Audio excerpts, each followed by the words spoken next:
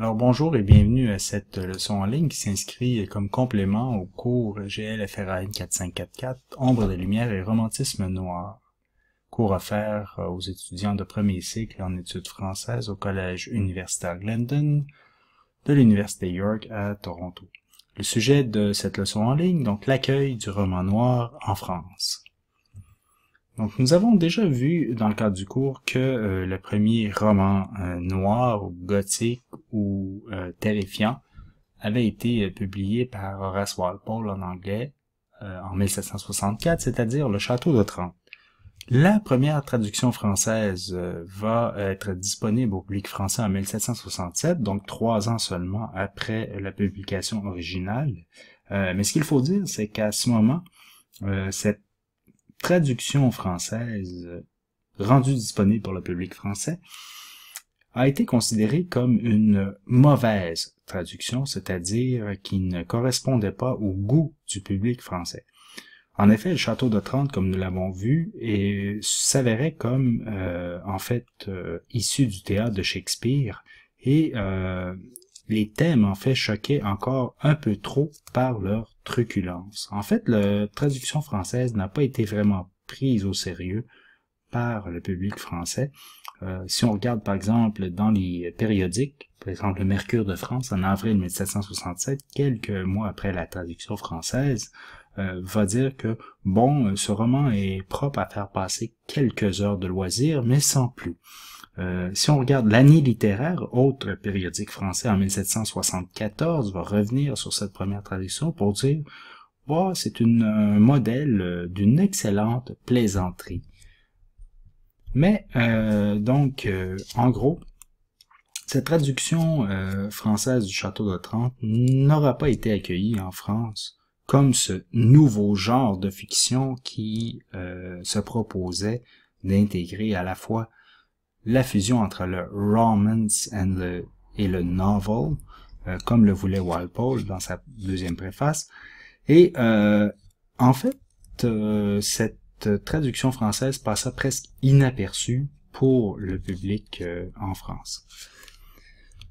Ensuite, le deuxième texte de pionnier que nous avions non pas étudié, mais brièvement mentionné, donc Le Vieux Baron anglais, Histoire gothique de Clara Reeve. Alors là, seulement quelques mots pour dire que ce roman, donc pionnier du roman gothique anglais, publié en 1778, ne sera traduit en français qu'en 1887. Donc c'est pour vous dire le peu d'attention qu'il retint pour le public français à ce moment. Ensuite, nous avons lu en fait comme premier texte dans ce cours Le Diable amoureux de Jacques Cazotte avec une première édition en 1772, une deuxième en 1776, donc écrit directement en français, non pas une traduction cette fois-là. Et nous avons travaillé là-dessus dans le cadre de l'analyse numéro 1 pour donc mentionner que oui, il y a des thèmes qui se rapprochent du roman gothique anglais, c'est-à-dire l'éruption du fantastique, mais en quelque sorte, le fait que le diable qui apparaît sous la forme de Biondetta majoritairement est un diable somme toute assez gentil, hein, donc rien à voir avec les excès frénétiques apportés par la figure de Mathilde dans Le Moine, par exemple, et aussi le fait que ce diable amoureux, finalement, la morale soit essentiellement pro-catholique et non pas une remise en question de une remise en question du cléricalisme, comme ce sera le cas dans le... Donc, ce roman se place un petit peu en marge du roman gothique anglais, mais a des liens, en fait, qui pourraient le rapprocher, en fait, du mouvement. L'autre élément important à cette période-là, il s'agit du théâtre révolutionnaire anticatholique, et nous l'avons mentionné dans le cas de la publication du Moine de Lewis, Ce théâtre révolutionnaire anticatholique aura donc influencé énormément donc par exemple Lewis, qui a passé quelques années en France avant la publication du Moine. Évidemment, ce théâtre mettait en scène les horreurs de l'Inquisition en Espagne, par exemple, et aura une grande influence, mais il est difficile de faire le lien direct avec le roman noir en France. Ensuite, un ouvrage que j'aimerais mentionner, nous n'aurons pas le temps de l'étudier dans le cours, mais l'ouvrage Les Chevaliers du Cygne de Madame de Genlis, publié en 1795, intéressant dans le sens où Madame de Genlis, dans ce roman, va inclure un épisode qui ressemble vraiment étroitement à l'épisode de la nonne sanglante que nous avons lu dans le cadre du roman de Lewis, Le Moine.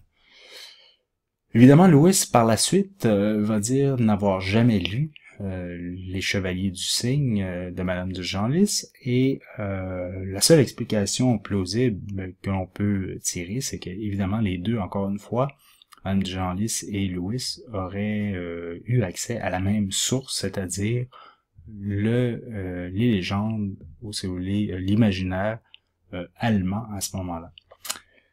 Ce qui est intéressant de mentionner, c'est que Madame de Genlis, à la suite de la première publication, va subir énormément de critiques en France en regard à cette irruption de l'imaginaire sans explication rationnelle, tellement que quelques années plus tard, elle va republier une édition du Chevalier du Cygne où elle va tout simplement enlever cet épisode où le spectre donc de cette nonne sanglante apparaît au personnage. Tout ça pour dire que ensuite, donc en 1792, il y aura aussi l'influence allemande, donc directement des brigands de Schiller. On a vu comment l'influence allemande était importante pour Lewis dans sa rédaction du Moine, et elle sera aussi importante pour Ducré-Duménil. Ducré-Duménil, donc on ne le verra pas dans le cours, mais a publié deux ouvrages, donc Victor ou l'enfant de la forêt en 1796 et Célina ou l'enfant du mystère en 1798. Deux ouvrages qui se rapprochent, qui ont beaucoup de points communs avec le roman noir, c'est-à-dire, bon, réclusion d'une jeune fille dans un lieu terrifiant avec un gothic villain, souvent avec un couvent ou un monastère qui n'est pas très loin. Mais la caractéristique principale de ces romans, qui ont été, je dois dire, extrêmement populaires à cette période-là, dans le cas du public français. Donc, premièrement, ce sont des ouvrages écrits en français, comme c'était le cas des Chevaliers du Cygne et de Madame de Genlis. Donc, il ne s'agit pas ici de traduction issue du roman gothique anglais. Mais, donc, ces romans très très populaires avaient une, je dirais, différence majeure, une distinction qui peut les permettre de justement les distinguer par rapport au roman gothique anglais, c'est que il n'y avait aucune hésitation en ce qui a trait aux événements insolites qui se produisent dans le roman. En d'autres termes, Ducré-Duménil donnait une explication rationnelle d'emblée pour expliquer les éléments insolites. Autrement dit, cette absence d'hésitation pour le lecteur ou pour les personnages des événements insolites faisait en sorte qu'il s'éloignait énormément du fantastique, pour reprendre les catégories de Todorov, du fantastique merveilleux, du fantastique pur, mais non seulement on s'éloignait du fantastique étrange, mais on plongeait directement dans l'étrange pur, c'est-à-dire, oui, événement insolite, mais avec une explication rationnelle donnée immédiatement, sans hésitation, de la part du lecteur, d'où l'hésitation des critiques à ranger les romans de Ducré-Duménil dans le cadre du roman noir, donc plutôt un épiphénomène qui a été très très populaire, mais qui s'inscrit dans ce goût du public français à cette époque pour le roman qui intègre les caractéristiques du roman noir. Alors, pour enchaîner avec une citation de Alice Mary Killen, de son ouvrage Le roman terrifiant ou roman noir de Walpole à Anne Radcliffe et son influence sur la littérature française jusqu'en 1840, je cite, « La Révolution française s'entend donc, je vous rappelle la Révolution française de 1789 à 1799, avec l'épisode de la Terreur, surtout en 93-94. Donc la Révolution, en accoutumant le public aux scènes sanglantes dans la vie réelle, avait avivé son goût pour de telles scènes dans la fiction. Donc le public français semblait ne pouvoir se rassasier d'atrocités. Jamais jusque-là il n'y eut une telle soif de sang et de mystère. Bon, il s'agit d'une interprétation qui pourrait expliquer l'extrême popularité du roman noir anglais en traduction à la fin du 18e siècle en France, et ça reprend en fait en quelque sorte les propos de Sade, du Marquis de Sade, donc que vous avez pu lire dans l'article de Joël Prugneau, que je vous avais demandé de lire pour justement l'analyse numéro 2. Sade va dire que ces romans gothiques anglais, traduits en français, expriment donc le fruit indispensable des secousses révolutionnaires dont l'Europe entière se ressentait. Donc, il s'agit là d'une explication de la possible popularité du roman noir, donc traduction majoritairement, du roman noir ou gothique ou terrifiant anglais pour le public français à la fin du 18e siècle. Si on regarde un petit peu plus en détail, donc qu'est-ce que le roman gothique anglais offrait au public français? Donc le roman gothique anglais offrait donc, oui, des épisodes de terreur réels où étaient évoqués le sang, les crimes et les meurtres, mais ce que le roman gothique anglais pouvait offrir, que ni les terreurs réelles de la Révolution, ni les histoires de brigands allemands, par exemple le Sturm und Drang, pouvaient fournir, c'était de vagues frissons d'horreur ou de terreur plus subtils, où étaient introduits le surnaturel et le monde invisible. C'est-à-dire que ça permettait au public français de plonger dans les régions inconnues du surnaturel et du merveilleux, et de plonger en quelque sorte dans les superstitions cachées au fond de l'âme et de pénétrer les mystères du monde invisible, tout en laissant derrière les banalités de la vie ordinaire, ce que l'on retrouvait dans le roman sentimental, par exemple, anglais ou français. Alors, les maîtres du roman gothique anglais, après les précurseurs, donc on a vu Walpole et Clara Reeve, évidemment, Anne Radcliffe, premièrement, avec Les Mystères du Dolphe en 1794, Matthew Gary Lewis avec Le Moine en 1796, et de retour Anne Radcliffe, l'Italien ou le confessionnal des pénitents noirs en 1797. Ce qui est très intéressant de mentionner, c'est que vous voyez que ces trois ouvrages écrits en anglais ont été publiés, donc traduits extrêmement rapidement en français. Dans le cas des Mystères du Dolphe, 3 ans, 1797. Dans le cas du Moine, 1 an seulement, 1797 toujours. Et l'italien traduit la même année que sa publication en anglais en 1797. Donc il semble y avoir autour de 1797 un engouement marqué pour le public français pour ces œuvres caractéristiques du roman noir ou gothique ou terrifiant.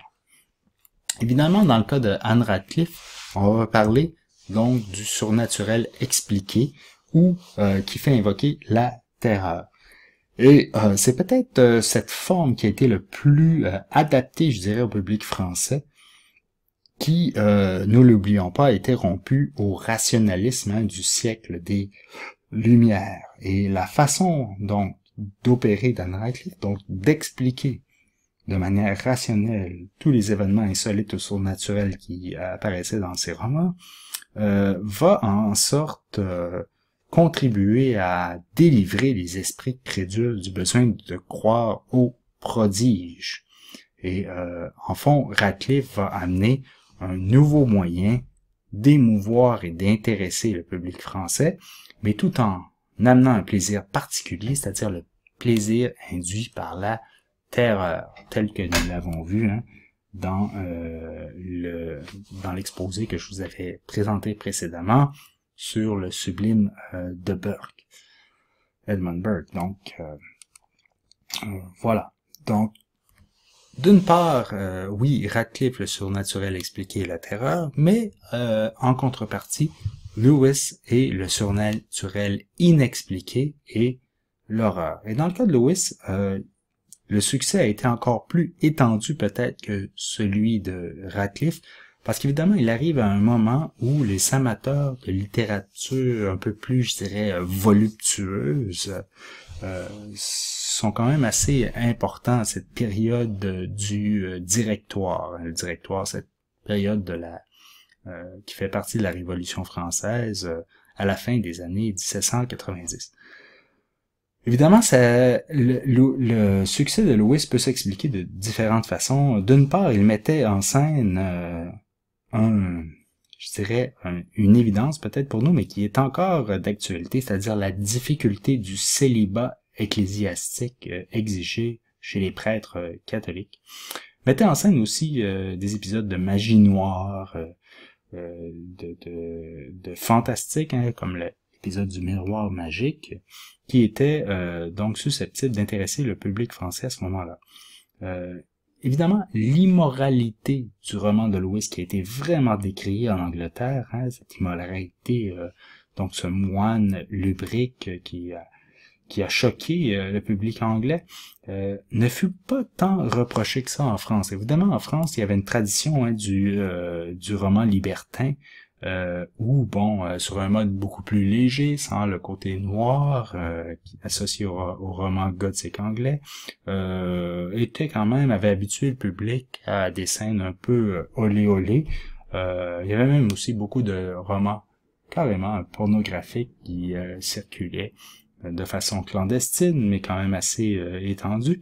Si bien que l'immoralité du moine n'a pas trop choqué le public français, mais en fait, ce qui a choqué énormément le public français, et je vous l'ai mentionné au dernier cours, c'est l'épisode que vous pouvez retrouver à la page 328 dans l'édition que nous avons consultée, c'est-à-dire l'épisode où Elvire, la mère d'Antonia, avoue avoir, en fait, elle ne l'avoue pas, mais c'est Ambrosio qui se rend compte qu'Elvire a modifié le texte de la Bible de manière à expurger tous les passages qui ne seraient pas appropriés à une jeune fille. Donc, évidemment, cette altération de la Bible, c'est ce qui a le plus choqué à ce moment-là le public français. Sinon, dans la presse, on a mentionné qu'il s'agissait d'une, et je cite ici, un des textes des quotidiens publiés en 1799, on va dire que Le Moine avait été une monstruosité tout à fait originale et qui donnait en fait une grande, importante, mais effrayante leçon, c'est-à-dire où peut conduire une première faute. On voit que le moine Ambrosio au départ est quelqu'un de vertueux, l'homme de Dieu, c'est son surnom, si bien que à la fin, évidemment, il va commettre atrocité par-dessus atrocité, donc viol, meurtre et jusqu'à temps d'être donc condamné à la fin par le diable. Donc évidemment, c'est une forme un petit peu plus frénétique, mais ce qui est important de mentionner, c'est que dans le roman de Lewis, il n'y a aucune volonté d'explication naturelle pour les événements surnaturels qui surviennent.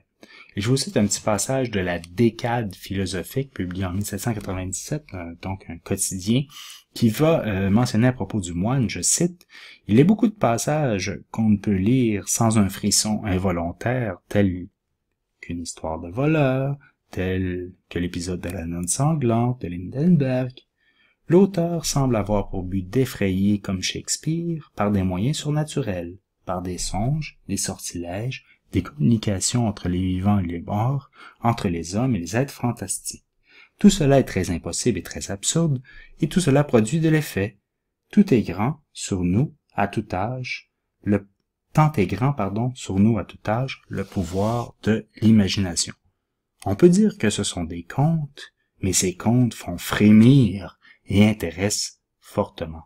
Donc je pense que ça résume un peu l'intérêt que ce genre de roman noir frénétique, invoquant l'horreur en fait, pouvait intéresser le public français.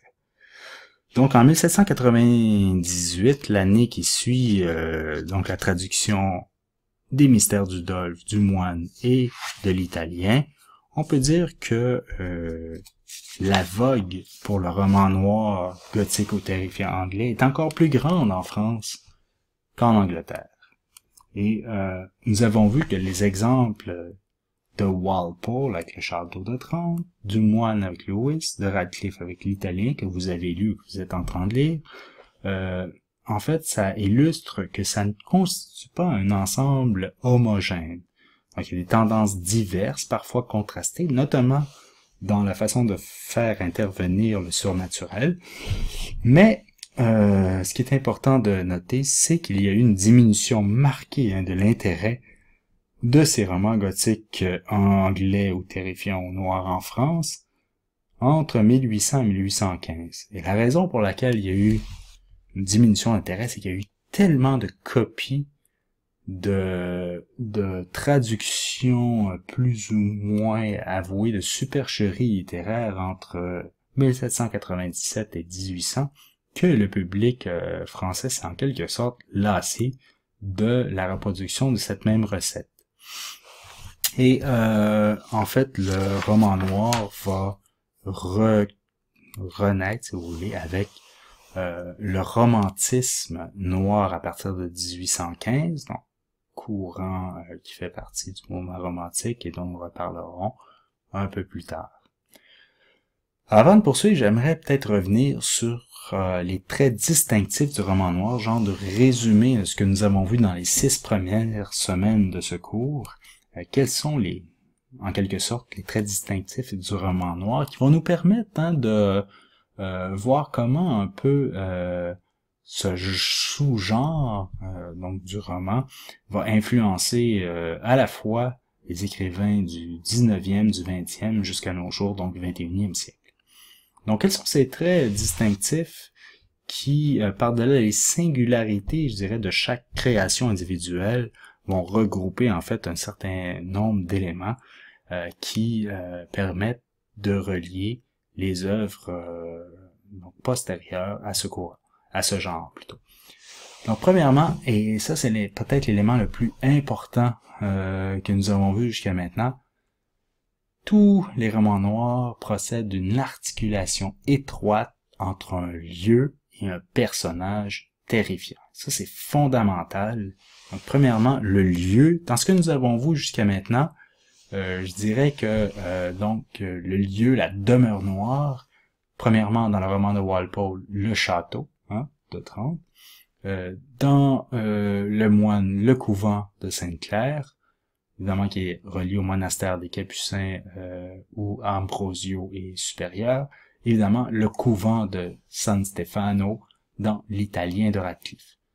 Donc cette demeure noire est très très intimement associée à un personnage, c'est-à-dire le Gothic villain, que ce soit Manfred dans le château d'Otranto, le tyran usurpateur, Ambrosio le moine donc qui va sombrer dans la perversion, et Chédoni qui est une version un peu atténuée à la mode Radcliffe du moine Ambrosio, mais qui aussi va avoir un lien étroit avec le lieu sombre. L'autre caractéristique du roman noir est le spectacle sublime de la nature, donc le sublime qui fait référence à ce que je vous avais présenté un peu plus tôt sur l'esthétique de Burke. Évidemment, l'exemple le plus actuel, vous êtes en train de lire l'Italien, évidemment c'est tout le décor qui entoure, je dirais, le couvent de San Stefano dans l'Italien, donc cette approche d'Elena qui a été enlevée dans cette espèce de couvent qui se situe dans une montagne près de précipices, donc etc. Tout à fait caractéristique.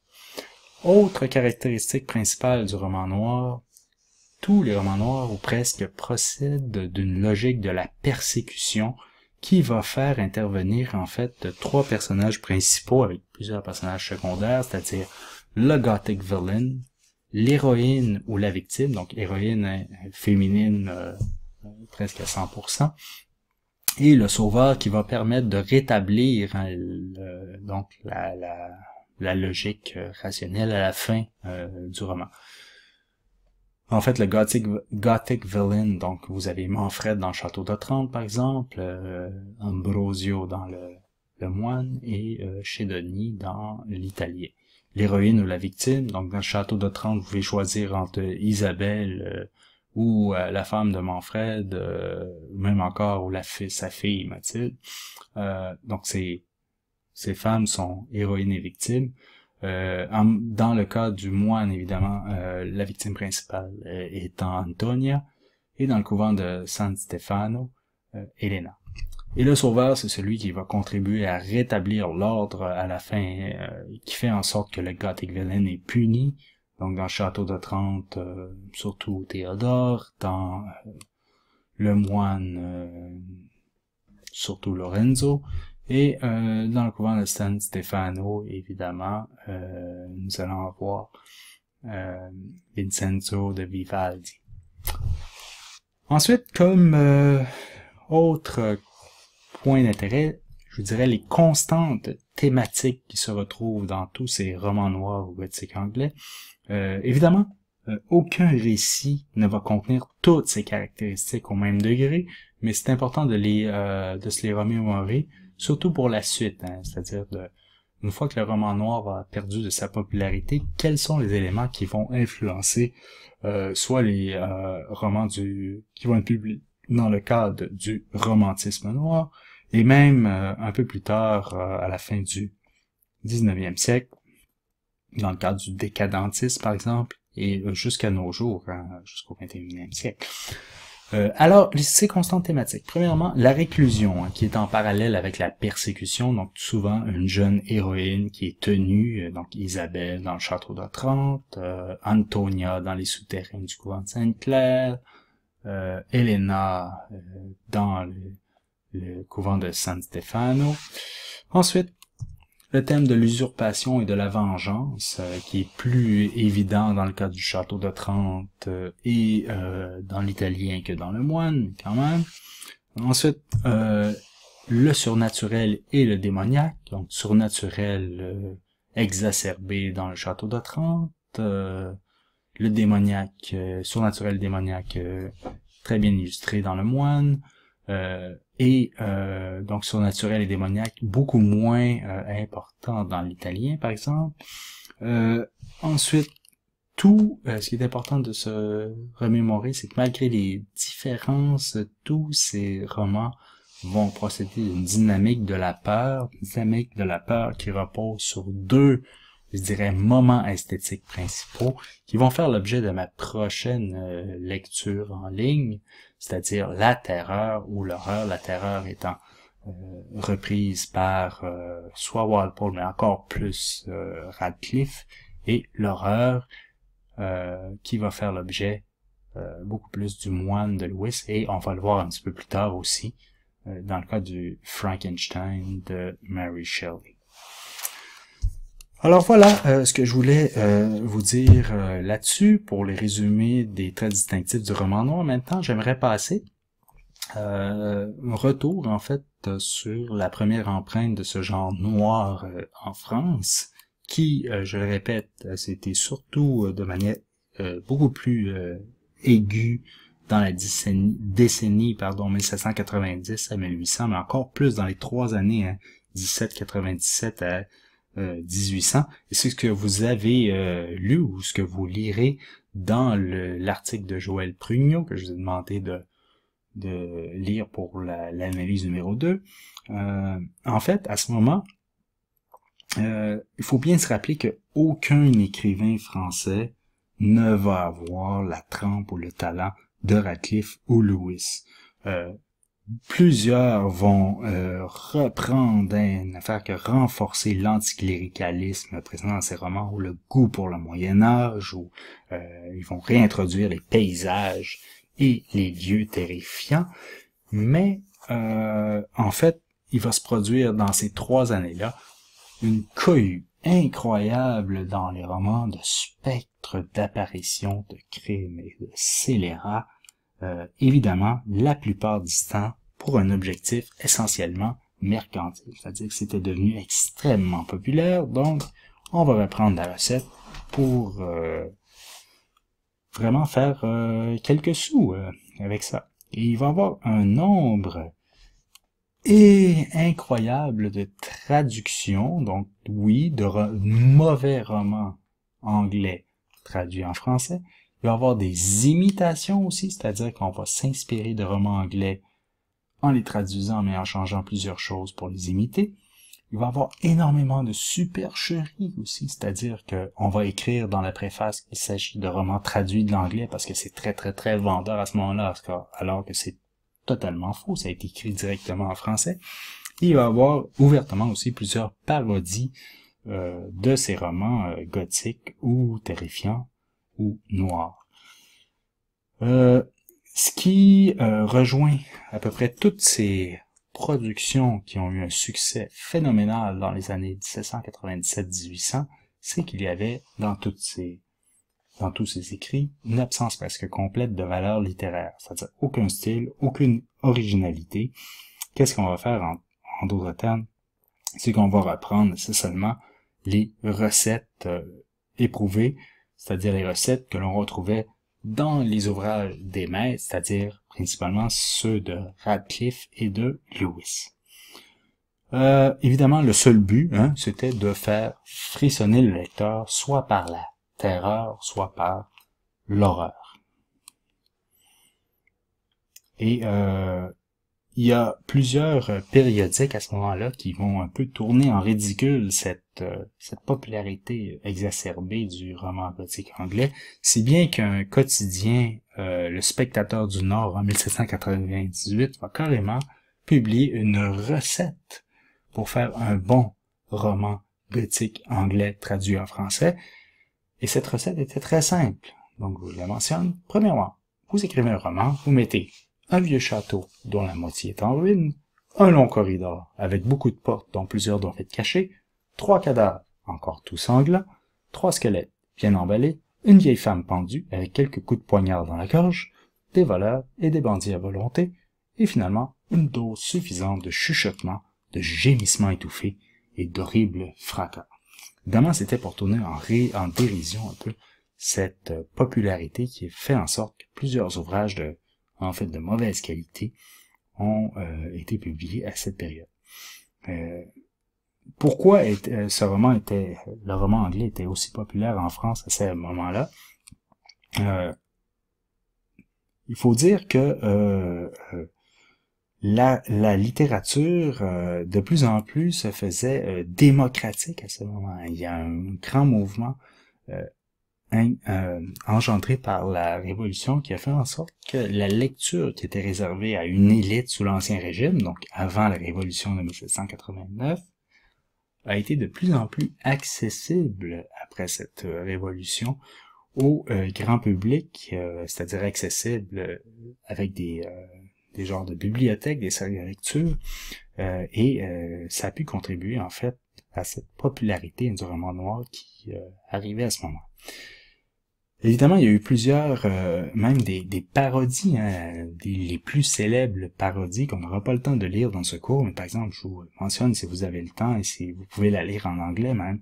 Il s'agit de Northanger Abbey de Jane Austen, qui va reprendre ce topos de la fille justement qui cette héroïne qui lit carrément des romans d'Anne Radcliffe dans le roman, ou encore peut-être la parodie la plus célèbre du roman gothique anglais qui s'intitule à propos La nuit anglaise de Belin de la Liborlière publié en 1799 et dont le sous-titre est assez caractéristique. Et si vous avez lu l'article de Joël Prugnot que je vous avais demandé de lire donc pour l'analyse numéro 2, vous allez voir à la page 27-28, au bas de la page 27, début de la page 28, quel était le sous-titre de cette parodie. Hein.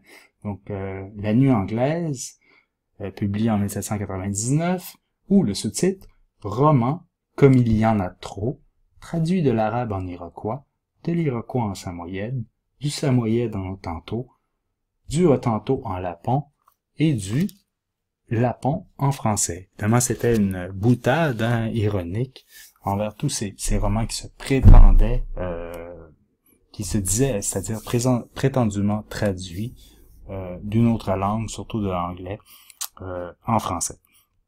Donc, je disais, cette popularité donc exacerbée va faire en sorte de noyer le poisson et au tournant des années 1800, le roman gothique anglais, terrifiant ou noir, va perdre énormément de popularité en France et il va seulement être réactualisé vers 1815, donc 15 ans plus tard, dans le courant qu'on va appeler le romantisme noir. On y reviendra lorsqu'on sera rendu à cette étape dans le cours. Alors, comment peut-on expliquer cette première empreinte du genre noir en France à la fin des années 1800? Alors, cette popularité est due à un ensemble de facteurs qui sont très intéressants à étudier. Tout d'abord, je vous dirais que la popularité de ces romans gothiques ou terrifiants ou noirs en France, donc traduits en français à la fin du 18e siècle, était due premièrement à la double interprétation morale des romans, dans la mesure où, oui, l'anticléricalisme est très clairement inscrit dans la plupart de ces romans, mais aussi à la fin, ces gothic villains sont toujours punis. En fait, il y a toujours un happy end à la fin, c'est-à-dire dans la mesure où même s'il y a eu des meurtres, des viols ou des incestes, il reste que le gothic villain demeure puni à la fin et que souvent le sauveur va sauver l'héroïne qui était victime. Donc évidemment, d'un côté, il va y avoir donc les tenants de la morale anticatholique qui vont être satisfaits, et de l'autre, les tenants de la morale catholique vont aussi y trouver leur compte. Donc en d'autres termes, on plaisait à tout le monde et à son père, ce qui n'est pas une mince affaire.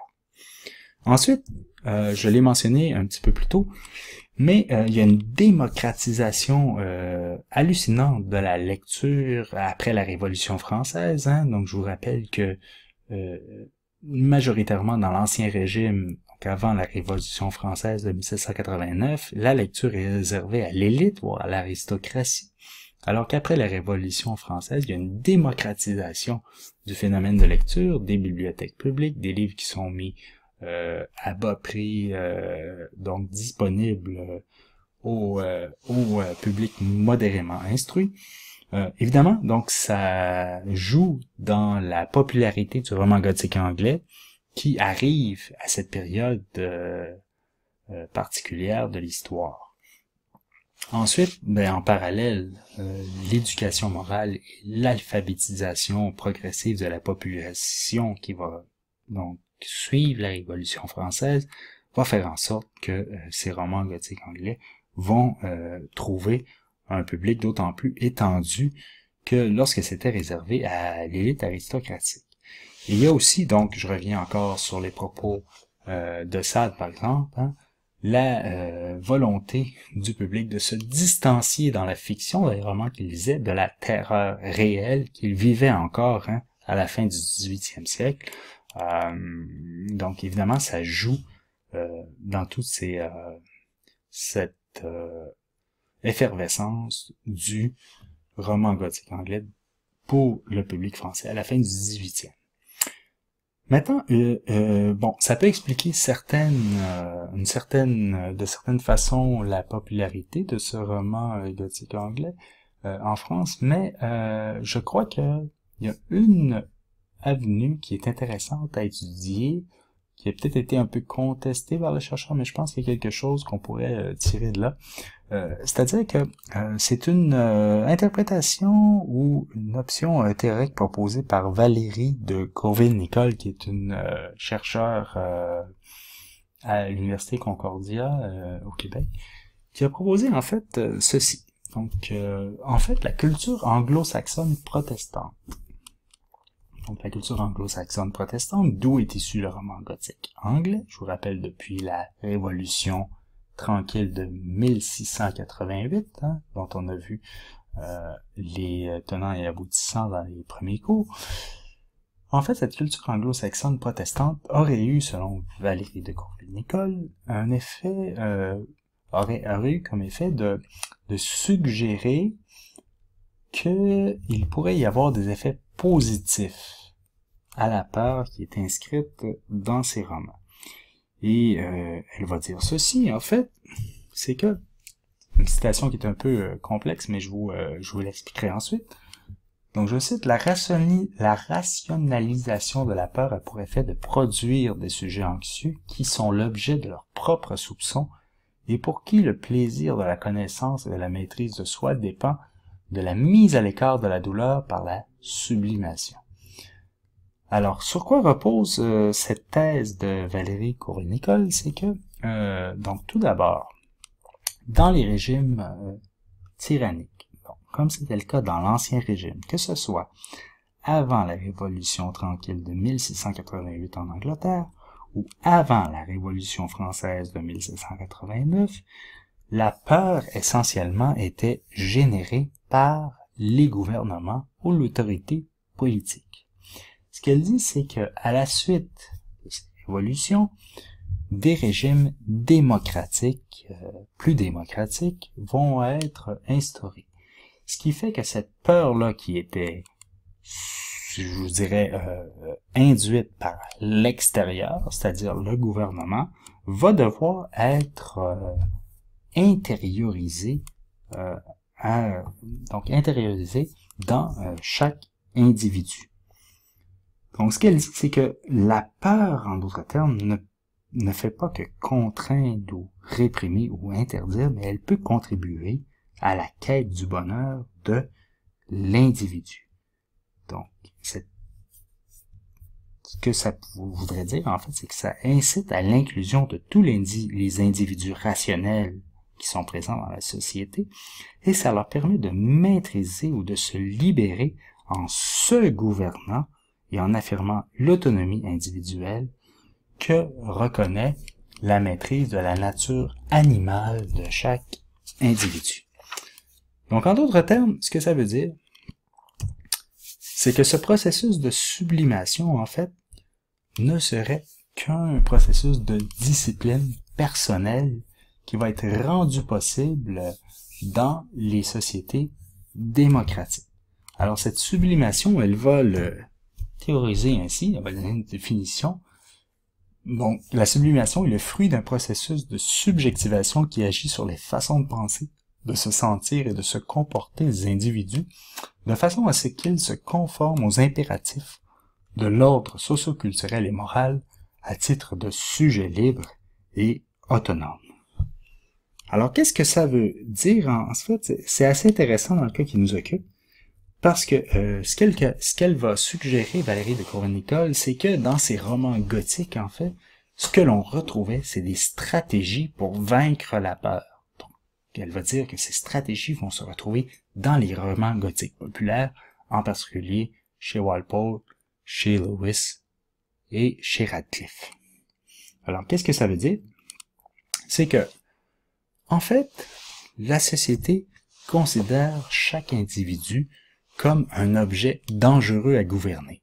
Dans les sociétés totalitaires ou tyranniques, évidemment, cet individu était contrôlé par le gouvernement. Mais dans la société démocratique, donc post-Révolution tranquille en Angleterre en 1788 ou post-Révolution française en 1789, cet individu dangereux à gouverner devra non plus être contrôlé par le gouvernement, mais contrôlé par une morale ou un désir individuel de se gouverner. C'est-à-dire que le désir de chaque individu devient en quelque sorte une menace pour l'individu, de même que pour la société. Donc on a cet exemple emblématique de Ambrosio dans Le Moine, qui cède à son désir individuel, qui non seulement devient une menace, mais qui le corrompt complètement, qui le pousse finalement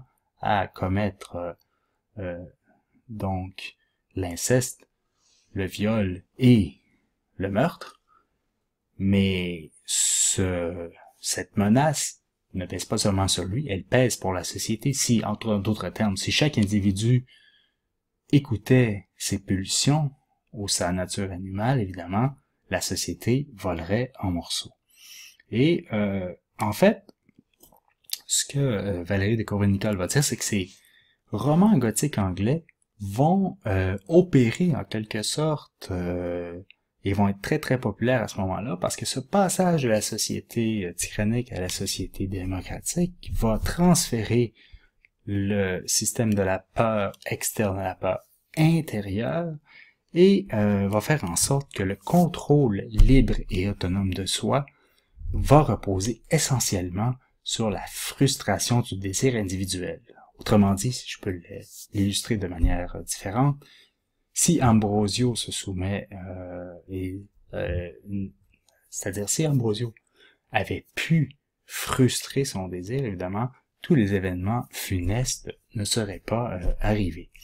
Et finalement, donc, ce que va dire Valérie de Courville-Nicolle, c'est que le roman gothique, en fait, repose sur 3 moments esthétiques importants qui vont intégrer ce transfert du contrôle gouvernemental au contrôle individuel, hein, et ces 3 moments esthétiques vont être évidemment la terreur, l'horreur et l'angoisse. Donc terreur chez Walpole ou chez Radcliffe, tel que nous l'avons vu déjà, horreur chez Lewis, et un peu plus tard, dans le romantisme noir, sous l'influence des contes fantastiques allemands, et ensuite un peu plus tard même dans le fantastique américain chez Edgar Allan Poe, on va délaisser cette terreur pour se concentrer sur l'angoisse. Et c'est ce qui va faire l'objet de ma prochaine présentation leçon en ligne, donc différence entre premièrement terreur et horreur et comment on va basculer un petit peu plus tard dans le romantisme noir vers l'angoisse. Alors je vous remercie de votre participation et je vous rappelle que vous avez quelques questions à compléter qui vont en fait valider votre effort de participation pour cette semaine et je vous reviens dans quelques jours avec une nouvelle leçon en ligne sur terreur, horreur et angoisse. Donc, je vous remercie et je vous souhaite une belle fin de semaine.